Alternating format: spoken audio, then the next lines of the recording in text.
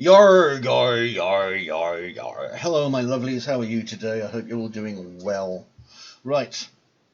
So it's time for us to get rid of Trevor McDonald now. Goodbye, Trevor. We'll miss you. He's gone.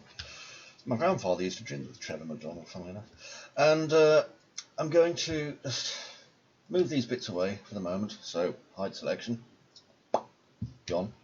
And here we have our initial piece. So we have a window hole, a door hole, all that good stuff. And what I'm going to do is I'm going to do a pair of chamfers. Bevels. One there and one there. So I'm just selecting these pieces. I'm going to use my bevel. And out it comes, and then in. Okay, and we get a nice shape like that. Now, this is nice and low poly, as I've already said, but we might need to add a little wee bit of noise to this. So, I think what's going to be an easier option for us before we do all this is I'm going to do my unwrap now. So, if I go to U in my modifier panel for unwrap UVW, if using Blender or Maya or Modo or one of the other M-named packages, I have no idea how you do this, or I've been making tutorials about it, and they'd be more popular probably, because all you young hip folk don't like 3ds Max anymore. So I'm going to press my unwrap anyway, there it is. I'm going to open my UV editor. Now then, in 3ds Max, you get this handy dandy window with all these checker patterns on. In whatever application you're using, you probably get, pictures of Ozzy Osbourne eating cows or something. I don't know what to do. Anyway, I'm going to Control A and just make sure I've got every single polygon on this selected. So, over here. Now that it's not selecting much, is it? Why aren't you selecting everything?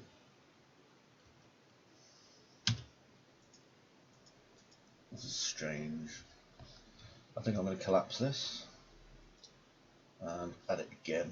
Oh, I see. It's because I'd had a polygon selected, just one. Oh, I'm stupid. Don't have sub-polygons selected. Right? Make sure everything's deselected first. You probably noticed that yourself. I was so busy ranting about this. Anyway, I'm not restarting because I'm going to make it look like I was trying to show you something. Open UV editor. Oh, look, there's all my polygons now. Okay, first things first. I'm going to select everything, go to mapping, and just click flatten. Okay, this will get everything all sorted out into various areas, so I don't have to think about them or do anything. See that? That's horrible. Let's do it again. Mapping, flatten. So everything was selected, and now I've flattened all the mapping. Yeah, that was it. As we can see, I was going to come in and do some additional stuff on this, but frankly it's done a cracking job. Everything looks exactly the way I'd have unwrapped it anyway, because, modern unwrap tools are pretty darn good.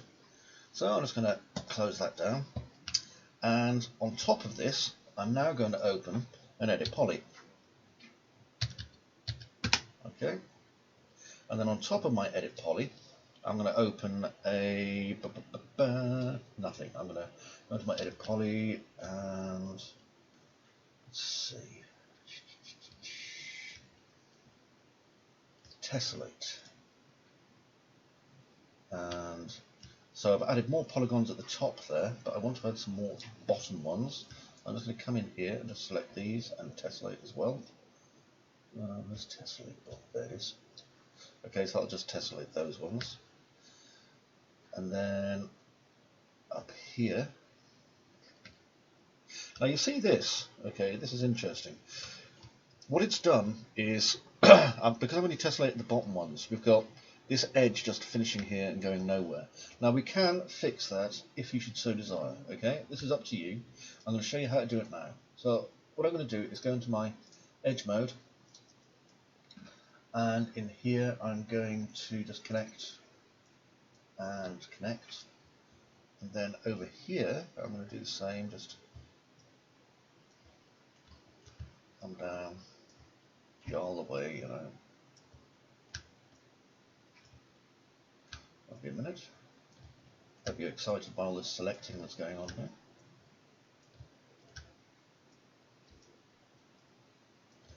Okay, so with all those selected, except for this one, because that one didn't select properly, we'll call that one Terry. Damn you, Terry. Okay, we're going to do a connect, and you'll say, oh, that looks almost right. Not quite there, does it? So what we can do now is do a cut. And with my cut tool, I'll go from there to there. Right click out, there's there. And you'll notice, you see how the little pointer's changing, okay? We want it when it's a little crosshair. So imagine that's when you've got Hitler in your sights. Like, pow, get rid of that extra testicle. There we go.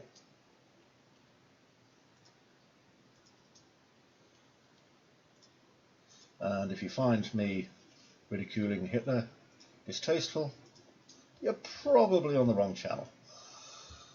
Right, let's go to this one. Stupid right on Captain Blue with his views that the Nazis were bad. How could you? You may not be the customers that I'm hoping for. There we go. Either that or you're China. You could be Japanese. Right. Have you seen their anime?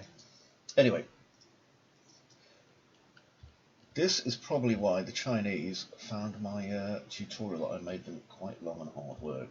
The translator is still translating it, and I handed it in over 9 months ago. So that's pretty funny. It didn't help that during my tutorials I was having conversations with the translator, even though obviously the translator wasn't there. So I'm really hoping he put the replies to my various questions in the subtitles. If he didn't, well, that's just blue balls. Although he probably didn't. Or she. I very much doubt it's a they situation. Could be though. Who knows? Okay, and lastly this one. So now what we have is we have a higher polygon, the wall. Okay, now what I want to do is just apply a wee bit of noise to this. Once I've got rid of some excess edges, and those excess edges at this one, remove, no cuts, silly you. That one, and that one, control backspace, okay? We don't need them. And this one here, probably don't need that as well. Okay, all we're doing is we're just optimizing our model. There, okay? See this? We probably don't need that either. So just take a few moments, it is worth it.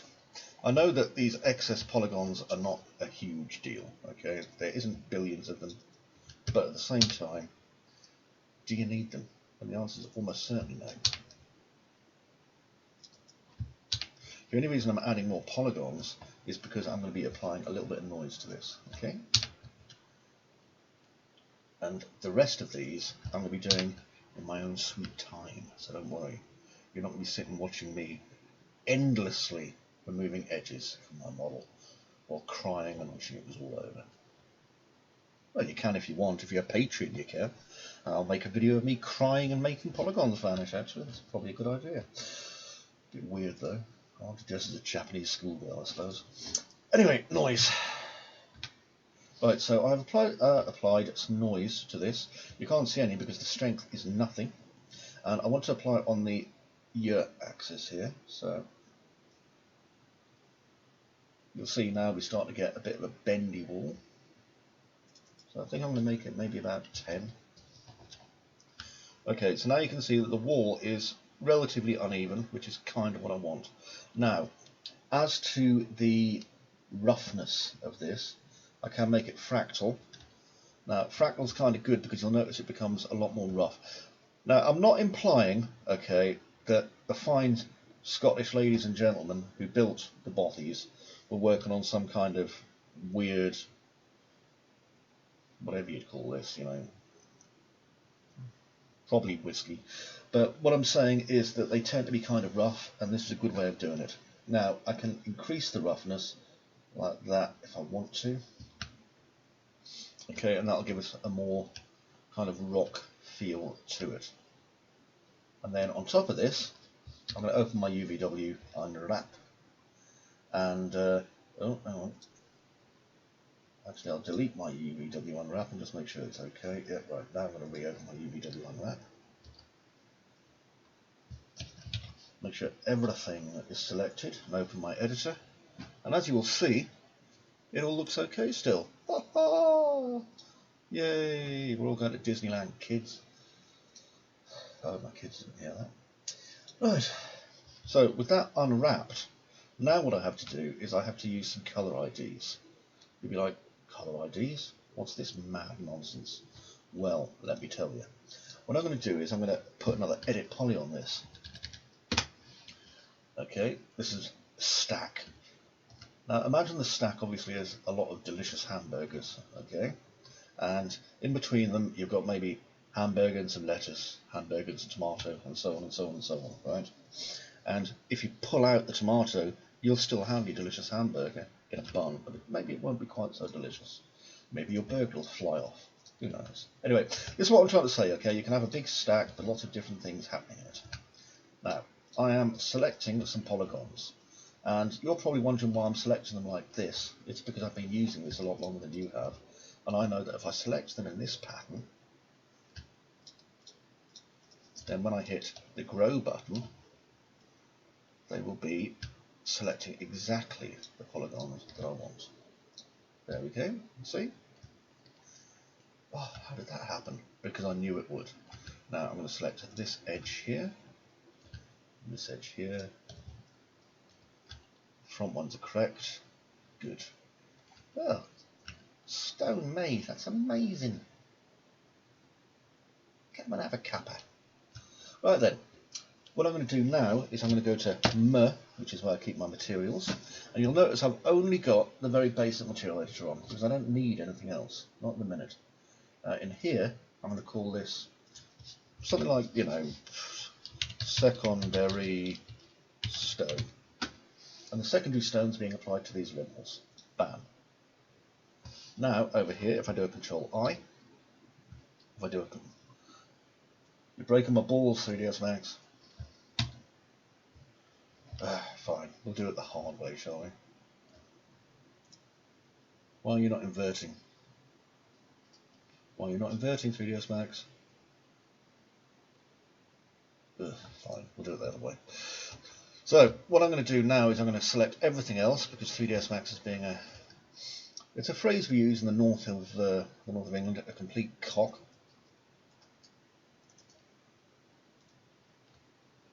So I'm going to my select. So if I got, oh I see, I've pressed the lock key, I pressed space. Stupid me. If you actually press space, this little icon lights up and you've locked it. Control I. Oh, it works. Correct. And in here we're going to call this one primary stone because that sounds clever.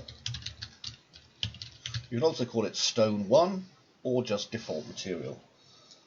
Give you a clue which one I tend to call it mostly. Okay, and I'm just lightening it, and then in this case I'm going to slightly darken it. Okay, turn off the select and hit F4. Nice. Okay, now I'm going to turn this back, and I appear to have not applied the second material to it. Come tit, so Control I, just so it's the lintels. Yoink.